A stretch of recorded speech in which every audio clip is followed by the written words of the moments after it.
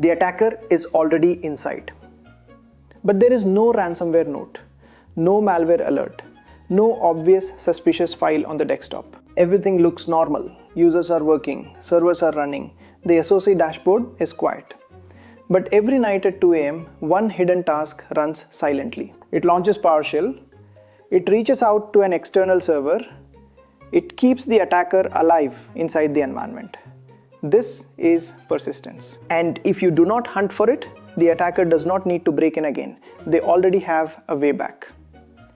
Today, we are going to hunt hidden malicious persistence. Persistence means the attacker creates a way to survive. Survive reboot, survive user logout, survive temporary cleanup, survive weak incident response. In MITRE ATT&CK, persistence is not one technique. It can be scheduled tasks, Windows services, registry run keys, startup folders, WMI subscriptions. But in this video, we will focus on Windows event logs. Because logs tell the story if you know where to look. Windows logs show who logged in and what process executed. But there is one problem. Windows logs are noisy. Thousands of events, normal admin work. The job of a threat hunter is to filter noise and find the abnormal pattern. Let us start with scheduled tasks. The key Windows security event ID is 4698. This event means a scheduled task was created. For a SOC analyst, this is high value. But do not just look for the event. Look inside the event. Ask, who created the task? What is the task name? What command will it run? Does it look random? Does it launch PowerShell or encoded commands? Does it run from app data or temp folders? A suspicious one might look like Windows Update check but run malicious code. Now let us move to event ID 4697. This means a service was installed. Services are common because they can run as system and restart after reboot. Look for services running from unusual locations like program data or temp.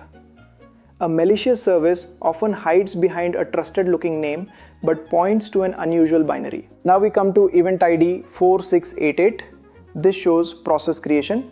It becomes powerful when command line logging is enabled. It answers what process started, who started it. For persistence hunting, 4688 helps you connect the dots.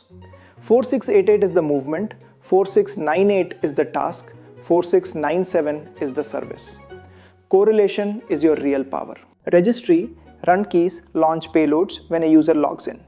Look for event ID 4657. If that is not enabled, use 4688 to hunt for reg.exe or set item property commands. If you search for everything, you will drown. Filtering is important. Exclude known good publishers like Microsoft signed binaries, but prioritize suspicious patterns like random names. Here is a simple flow. Search for tasks, search for services, search process creation for suspicious tools, check registry mods, and finally build your timeline. Let's say you find a task created by a normal user.